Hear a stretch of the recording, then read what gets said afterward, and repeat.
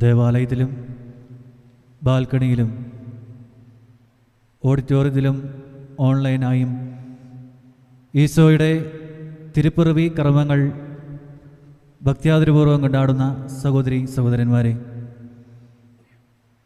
കഴിഞ്ഞ കൊല്ലം ഇതേ സമയം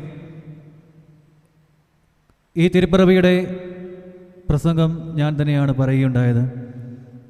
അന്നത്തെ അർദ്ധരാത്രിയിൽ എല്ലാവർക്കും ഗുഡ് നൈറ്റ് പറഞ്ഞാണ് ഞാൻ പ്രസംഗം ആരംഭിച്ചത്. ഗുഡ് നൈറ്റ് പറയാൻ കാരണം നല്ല ഒരു രാത്രി.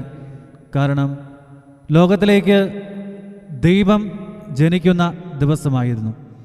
ഇന്ന് കൊറോണയൊക്കെ വന്ന് വല്ലാത്ത പ്രതിസന്ധി ഘട്ടത്തിൽ ഈ ഗുഡ് ഈവനിങ്ങിലേക്കൊക്കെ വെക്കേണ്ട സാഹചര്യങ്ങളായി. എങ്കിലും നമ്മുടേതായ ജീവിത വിശുദ്ധിയോടെ, നോമ്പുകളിലൂടെ, പ്രാർത്ഥനകളിലൂടെ അവനെ എത്ര കൊറോണ വന്നാലും നമ്മുടെ ഹൃദയത്തിൽ നമ്മൾ ജനിപ്പിക്കുകയാണ്. ഈശോ ഇന്ന് 2020 വീണ്ടും ജനിക്കുകയാണ്. ഇന്നു മുതൽ 2021 പുതുവർഷം മുഴുവൻ എല്ലാ ദിവസവും എല്ലാ നിമിഷവും നമ്മുടെ ഹൃദയത്തിൽ ജനിക്കുവാൻ വേണ്ടിയാണ്. വെറും ഒരു ജനനമായിട്ട് മാത്രമല്ല അതിനെ നമ്മൾ കാണേണ്ടത്.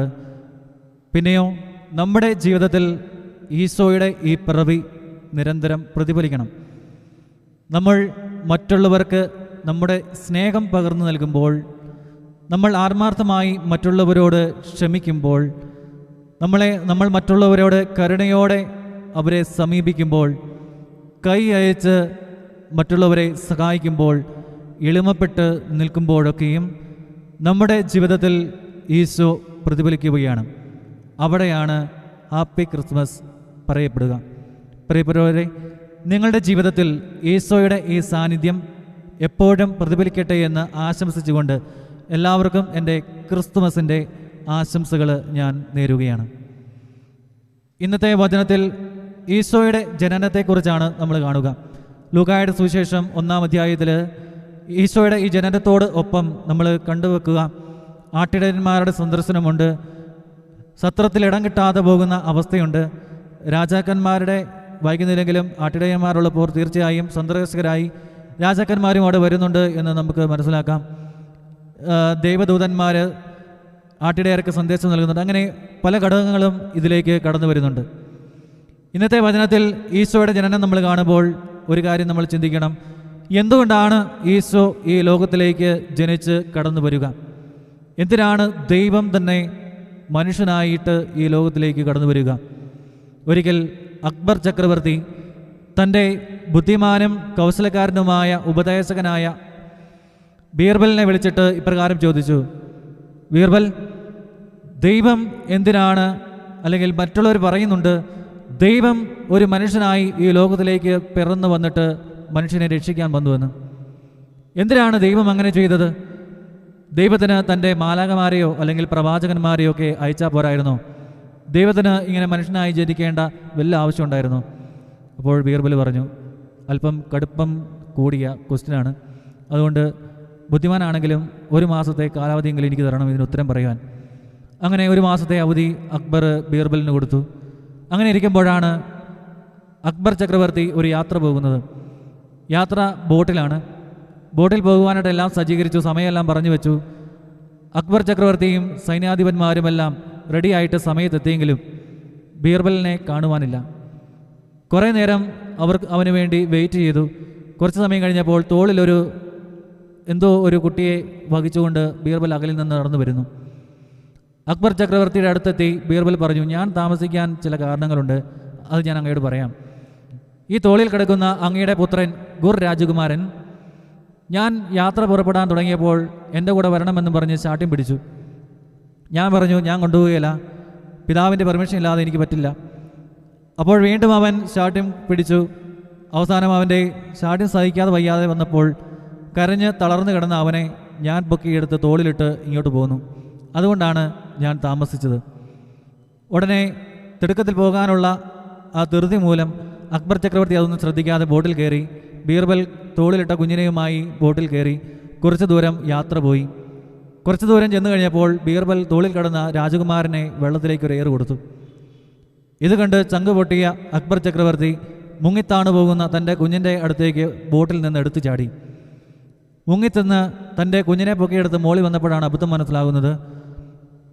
ബീർബൽ എറിഞ്ഞ തൻ്റെ മകനെന്ന് കരുതിയ അത് ഒരു ഡമ്മിയായിരുന്നു, മകൻ്റെ ഡമ്മിയായിരുന്നു. അക്ബർ ചക്രവർത്തി തിരിഞ്ഞ് ദേഷ്യപ്പെടാൻ തുടങ്ങിയപ്പോൾ ബീർബൽ പറഞ്ഞു, അങ്ങെന്തിനാണ് വെള്ളത്തിലേക്ക് എടുത്തു ചാടിയത്? കൂടെ നിന്നിരുന്ന സൈന്യാധിപന്മാരോടോ അല്ലെങ്കിൽ എന്നോട് പറഞ്ഞാൽ പോരായിരുന്നോ? അങ്ങയുടെ മകനെ രക്ഷിക്കാൻ ഞങ്ങൾ ചാടുമായിരുന്നല്ലോ. അപ്പോൾ അദ്ദേഹം പറഞ്ഞു, എൻ്റെ മകൻ വെള്ളത്തിൽ മുങ്ങിച്ചാകുന്നത് കണ്ടു നിന്നുകൊണ്ട് ആജ്ഞാപിച്ച് ഇവിടെ നിൽക്കാനായിട്ട് എനിക്ക് സാധിക്കുമോ?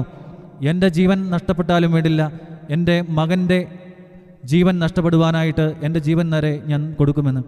അപ്പോൾ ബീർബൽ പറഞ്ഞു, പ്രഭു, ഇതാണ് അങ്ങ് ചോദിച്ച ചോദ്യത്തിൻ്റെ ഉത്തരം. അതായത് പാപത്തിൽ മുങ്ങി മരിക്കുവാൻ പോകുന്ന തൻ്റെ ഓമൽ പുത്രന്മാരെയും പുത്രിമാരെയും രക്ഷിക്കുവാൻ തൻ്റെ ദൂതന്മാരോട് കൽപ്പിക്കാതെ ദൈവം തന്നെ എടുത്തു ചാടുകയാണ്. ആ ഒരു എടുത്തുചാട്ടമാണ് ക്രിസ്തുമസ് എന്ന ഈ ആഘോഷത്തിലൂടെ നമ്മൾ കൊണ്ടാടുക. സ്വയം മറന്ന് ശൂന്യവൽക്കരിക്കപ്പെട്ട് വെറും മനുഷ്യനായി താഴാൻ പറ്റുന്ന കാലിത്തൊഴുത്തോളം താണ് ക്രിസ്തു ഇന്നിവിടെ ജനിക്കുന്നുണ്ടെങ്കിൽ അത് നമ്മൾ ഓരോരുത്തരോടുമുള്ള അതിയായ സ്നേഹം മൂത്തിട്ടാണ്. ലോകം സൃഷ്ടിച്ചവൻ, ലോക സൃഷ്ടിക്ക് മുൻപേ ഉള്ളവൻ ഒരു കാലിത്തൊഴുത്തിൽ പിറന്ന് സമ്പന്നായിരുന്നിട്ടും നമ്മെ പ്രതി ദരിദ്രനായി തൻ്റെ ദാരിദ്ര്യത്താൽ നമ്മെ സമ്പന്നനാക്കാൻ വേണ്ടി ഇന്ന് പുൽക്കൂട്ടിൽ ജനിക്കുകയാണ്. അതാണ് പുൽക്കൂടിൻ്റെ മഹത്വം. പാപത്തിൻ്റെയും മരണത്തിൻ്റെയും താഴ്വരകളിലേക്ക് ദൈവം മനുഷ്യനെ ഉപേക്ഷിച്ചിട്ടില്ല എന്നും നിരാശയുടെയും തകർച്ചയുടെയും അത്യാഘാതങ്ങളിലേക്ക് ദൈവം മനുഷ്യനെ കൈവിട്ടിട്ടില്ല എന്നും യേശുവിൻ്റെ ഈ ജനനം നമ്മെ ഓർമ്മിപ്പിക്കുകയാണ്. മറിയവും യോസേപ്പും നടന്ന് പൂർണ്ണ ഗർഭിണിയായ മറിയത്തിന് ഗർഭസമയം അടുത്തപ്പോൾ ഒരു സത്രത്തിൻ്റെ മുമ്പിൽ പോയി മുട്ടുന്നതായിട്ട് നമ്മൾ വായിക്കുന്നുണ്ട്. സത്രത്തിൽ പക്ഷേ അവർക്ക് ഇടം കിട്ടിയില്ല. രക്തരഹിത ശസ്ത്രക്രിയ എന്ന പുതിയ വൈദ്യശാസ്ത്ര ടെക്നിക്ക് കണ്ടുപിടിച്ച വിയന്നയിലെ പ്രസിദ്ധ ഡോക്ടർ അഡോൾഫ് ലോറൻസ് അമേരിക്കയിൽ ശസ്ത്രക്രിയ നടത്തുവാനായിട്ട് പോയി. അവിടെ ചെന്ന് ഒരു ദിവസം മുഴുവൻ ഈ ശസ്ത്രക്രിയ ചെയ്തു. അവസാനം വൈകുന്നേരമായപ്പോൾ അദ്ദേഹം ഒന്ന് നടക്കുവാൻ ഇറങ്ങി. നടന്ന് കുറേ ചെന്നപ്പോൾ മഴ പെയ്തു. മഴ പെയ്തപ്പോൾ ഓടി അടുത്ത് കണ്ട വീട്ടിലേക്ക് ചാടി കയറി അവിടുത്തെ വാതിലിൽ മുട്ടി. ഒരു സ്ത്രീ വാതിൽ തുറന്നു. അദ്ദേഹം ചോദിച്ചു, അല്പനേരം ഞാൻ ഇതിൻ്റെ അകത്ത് ഇരുന്നോട്ടെ. ആ സ്ത്രീ പറഞ്ഞു, ഇവിടെ വേണ്ടതിലധികം ശല്യങ്ങളുണ്ട്, നിങ്ങൾ വേറെ വല്ലയിടത്തും പോയി സ്ഥലം നോക്ക് എന്നും പറഞ്ഞ് വാതിൽ കൊട്ടിയടച്ചു. അദ്ദേഹം വിഷമിച്ച് തിരിഞ്ഞ് മഴ നനഞ്ഞ് നടക്കാൻ തുടങ്ങിയപ്പോൾ അദ്ദേഹത്തെ അന്വേഷിച്ചെത്തിയ കാറ് അദ്ദേഹത്തിന് മുമ്പിൽ വന്നു. അദ്ദേഹം അതിൽ കയറിപ്പോയി. അടുത്ത ദിവസം തൻ്റെ മകളുടെ ശസ്ത്രക്രിയയ്ക്കായി ആശുപത്രിയിൽ കുഞ്ഞിനെയും കൂട്ടി ചെന്ന ആ സ്ത്രീ കാണുന്നത് താൻ പടിയിറക്കി വിട്ട ആ ഡോക്ടറിനെയാണ്. അവൾക്ക് അതിയായ വിഷമമുണ്ടായി. പ്രിയപ്പെട്ടവരെ, ദൈവം തന്നെ വേഷം മാറി വന്ന് അപേക്ഷിച്ചാലും നാം ചിലപ്പോൾ വാതിൽ തുറക്കാറില്ല. നമ്മുടെ ഹൃദയവാതിലുകൾ എപ്പോഴും അടച്ചിട്ടിരിക്കും. നമ്മുടെ വിശ്വാസത്തിൻ്റെ മാറ്റ് ഉരച്ചു നോക്കുന്ന സന്ദർഭങ്ങൾ നമ്മുടെ വീട്ടുവാതുക്കൽ എപ്പോഴും തന്നെയുണ്ട്. സത്രത്തിൽ സ്ഥലമില്ല എന്ന് പറയുന്നത് ഏതൊരു കാലഘട്ടത്തിൻ്റെയും ജീർണതയാണ്. ക്രിസ്തു പിറക്കുവാൻ ഇടമില്ലാത്ത വിധം സത്രങ്ങൾ നമ്മുടെ കുടുംബങ്ങൾ, നമ്മുടെ ഹൃദയങ്ങൾ, നമ്മുടെ സൗഹൃദങ്ങൾ നിറച്ചു വച്ചിരിക്കുന്നു എന്ന ദുരന്തമാണത്.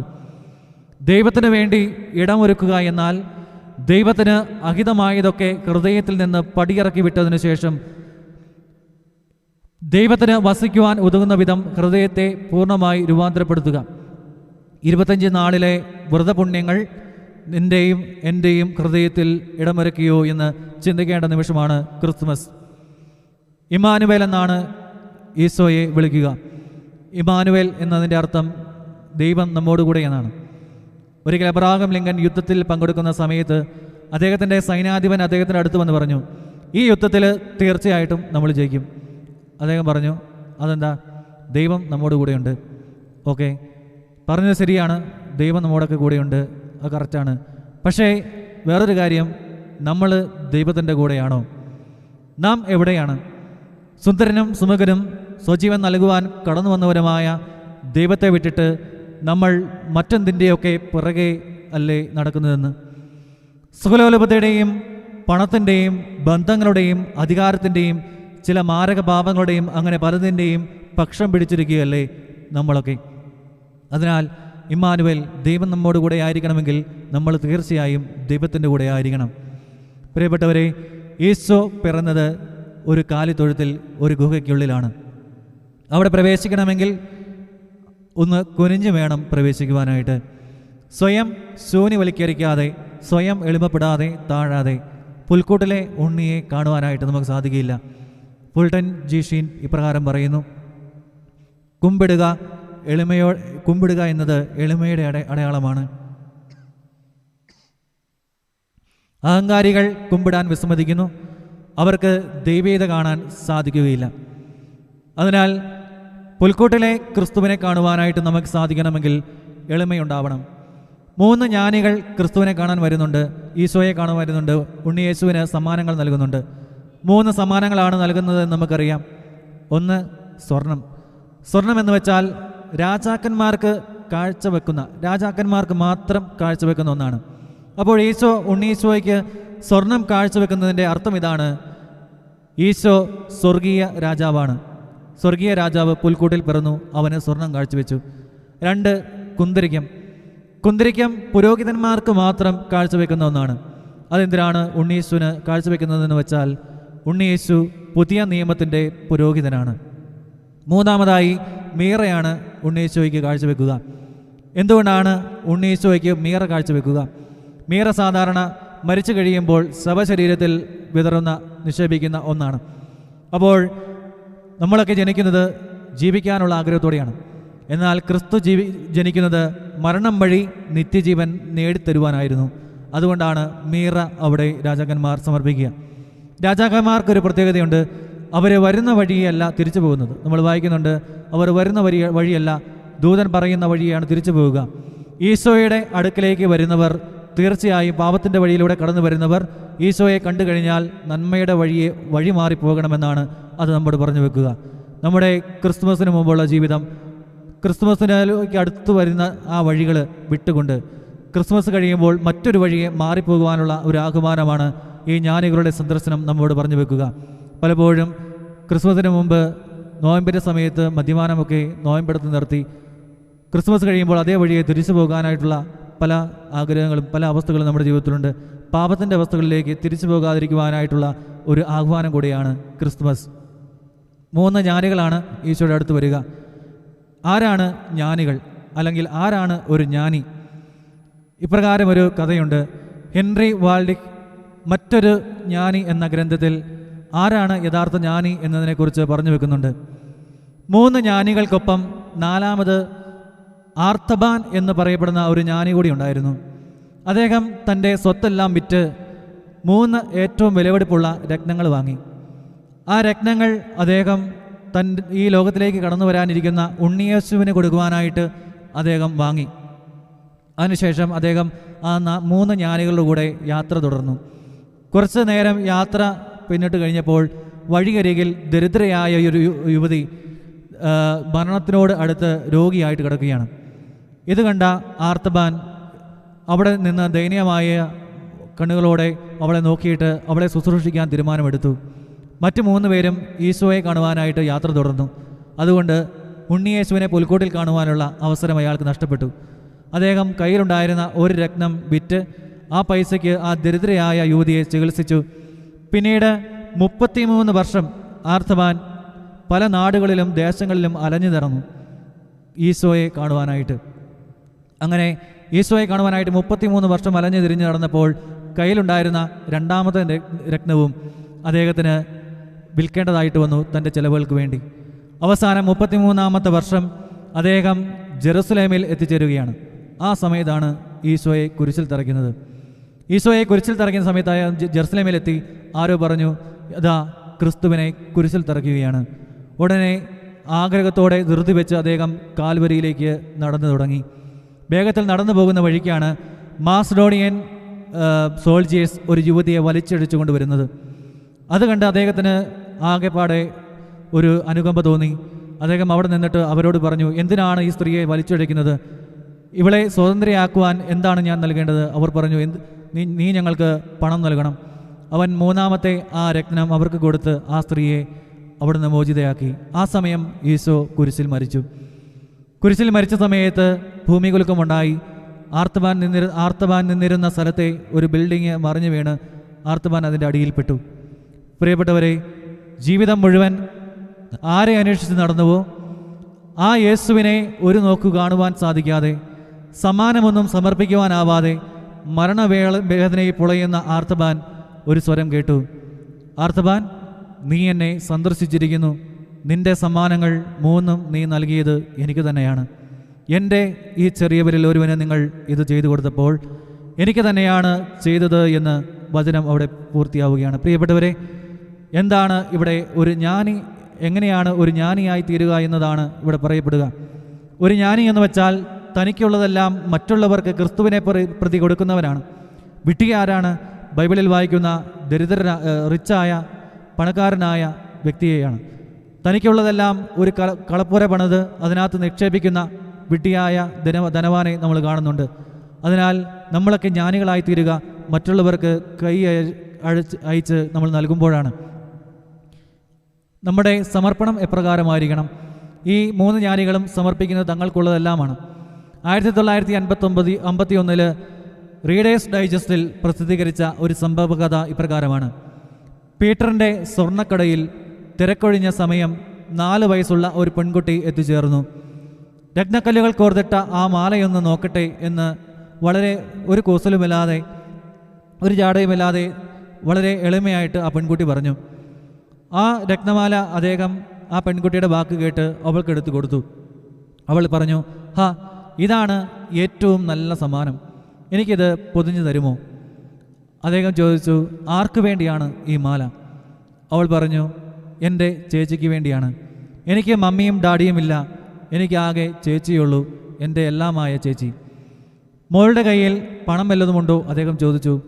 അവൾ തൻ്റെ കയ്യിലിരുന്ന ഒരു തൂവാല എടുത്ത് തുറന്നിട്ട് കുറച്ച് നാണയം കാണിച്ചിട്ട് പറഞ്ഞു, എൻ്റെ ജീവിതകാലം മുഴുവൻ എനിക്ക് കിട്ടിയ മുഴുവനും ഈ തൂവാലയിലുണ്ട്, ഇത് മുഴുവൻ ഞാൻ താങ്കൾക്ക് നൽകാം. ഒട്ടും മടിക്കാതെ ആ മാല പൊതിഞ്ഞ് അവൾക്ക് കൊടുത്തുകൊണ്ട് ആ ബാലികയ്ക്ക് കൊടുത്തിട്ട് അവളെ പറഞ്ഞു വിട്ടു. 11 സെൻറ്റ് മാത്രമാണ് ആ തൂവാലയിലുണ്ടായിരുന്നത്. $100 വില വരുന്ന ആ രത്നമാല അയാൾ അവൾക്ക് കൊടുത്തുവിടുകയാണ്. കുറച്ച് കഴിഞ്ഞപ്പോൾ അവളുടെ സഹോദരി ഓടി അദ്ദേഹത്തിൻ്റെ അടുത്ത് വന്നിട്ട് ചോദിച്ചു, ഈ മാലയിൽ കിടക്കുന്ന രത്നങ്ങളെല്ലാം ശരിക്കും രത്നങ്ങളാണോ? അദ്ദേഹം പറഞ്ഞു, അതെ, രത്നങ്ങളാണ്. ഇതിനുള്ള പണം മുഴുവൻ എൻ്റെ അനിയത്തി താങ്കൾക്ക് തന്നുവോ? തന്നു. നിങ്ങളുടെ അനുജത്തി അവൾക്കുള്ള സമ്പാദ്യം മുഴുവൻ തന്നു.